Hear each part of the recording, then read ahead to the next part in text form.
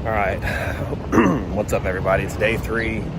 Now, unfortunately, I have not completed any sales today, nor have I made any payments, so the debt counter is not going to change at all, but I still had to make a video anyway. And one of the things I wanted to mention was that, I was banking on getting like a break. Like right now, I'm up against the corner, and it's with everything coming out the way it's coming out, it's hard for me to get new business. A lot of dealers have kind of closed off their doors, and I get it, I understand it.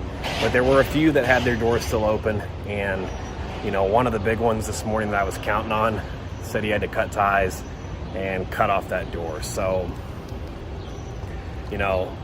first reaction when I saw that, or when I heard that, I was like, every time I get a little break, or I feel like I'm getting a little break, or I have a little bit of opportunity to still work and still do this, it's good. But then when somebody cuts that off, it's just another one of those crushing defeats, or one of those things that it's working against you. I did a live stream last night, and people in the live stream kept telling me, or people that were chatting on it kept saying, you should just quit and get out of this industry. And this is what I know. Like, I don't know many other industries. Could I get in there and figure them out? Sure. But this is what I know the best. This is what I enjoy doing. This is what I'm passionate about. So, I don't know. Getting that news this morning kind of sucked. Like, made me start thinking for half a minute, like maybe I should just leave this industry. And, then once I get up and I regroup, I'm not leaving. I'm not going anywhere. I'm not hiding. I'm not going to run from something just because I got got dealt another bad card, or had something else that came against me. So I'm just going to start thinking outside the box. I'm not leaving this industry, and I'm not going to quit doing what I know how to do the best. But I'm also going to add other things. Like, what else am I good at? What other things can I capitalize on? So it got me thinking, well, I know social media.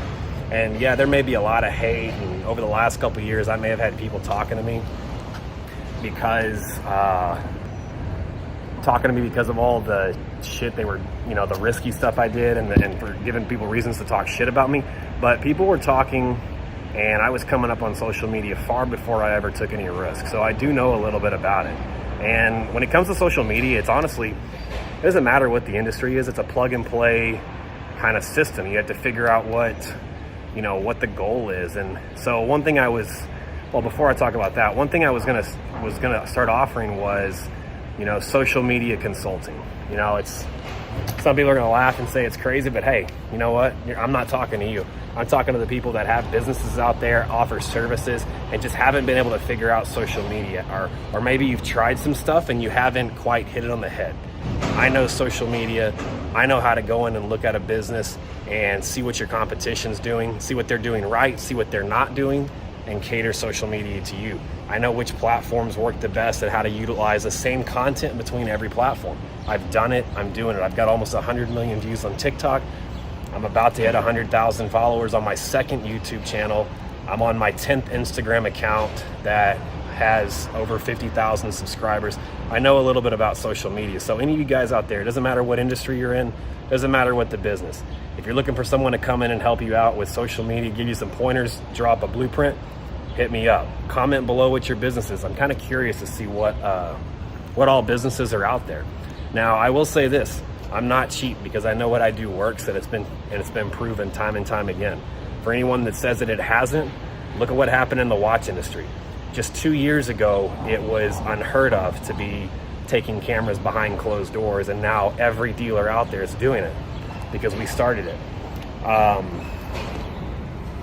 Sorry, I'm standing outside. It's fucking hot. First thing to notice is that filming inside an airport is extremely impossible because there's just people everywhere. It's too loud. The light sucks, everything. So, and I'm having to do it on my own. But yeah, I'm going to branch out. I'm going to do what I'm good at. So if anybody out there that needs some help on social media, hit me up. It's not going to be cheap, but it's going to be worth it, because what I can do is I can go in and I can look at your business. I can study and I can see what else other people in your industry are doing or they're not doing. What are they doing right? What are they doing wrong? But, a free tip before you even think about calling me, if you're thinking about getting on social media, you got to tell a story.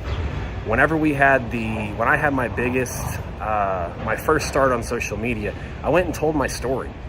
People buy from people that they like and they know and they feel like they can trust. Now, I know that's ironic given the situation, but I'm going back to the starting days. When I sat down at my desk in my office in my apartment, I told my story. I said where I came from, the hardships, how I grew up. I, talked about my family, my schooling, my moving away, a lot of the trouble that I'd gotten into. And I drew this emotion in to get viewers to connect with me, because one thing that a lot of people I've noticed on social media are afraid to do is they're afraid to get vulnerable. And I saw a saying one time that says, the more you reveal, the more you'll sell. And that couldn't be more true. Everybody's done embarrassing shit. Everybody's got demons. Everybody's made mistakes. The more you can relate to people when you tell your story, the more profound effect it's going to have. People want to relate to you. They don't want everything to be perfect. The second part of that is people put off posting on social media because the lighting's not perfect, or they don't know how to hold the angle, or they don't know how to edit. Man, look at me, dude. I'm 4 days past shaving. I'm holding my iPhone, sitting outside of a parking garage at the airport, and I'm sweating my ass off because it's hot. Doesn't matter. Just start. That's the thing that most people never do, is they never start, because it's got to be perfect and they're waiting for it. It's never going to be perfect. You grow into it. If you look at my videos, when I first started, they weren't that good. And then I moved, I had a videographer, then I went to doing cell phone stuff, and we've tried and tried and tried so many different things, and eventually it evolves. But at least you start. And the thing to remember is people love watching back when someone started, because then 6 months, a year after you start, you're going to get better at it. And then people are going to be part of that journey going forward. So that's one of the other things. You got to start doing something. Now, one last thing before I go, to get into a little bit more detail about it.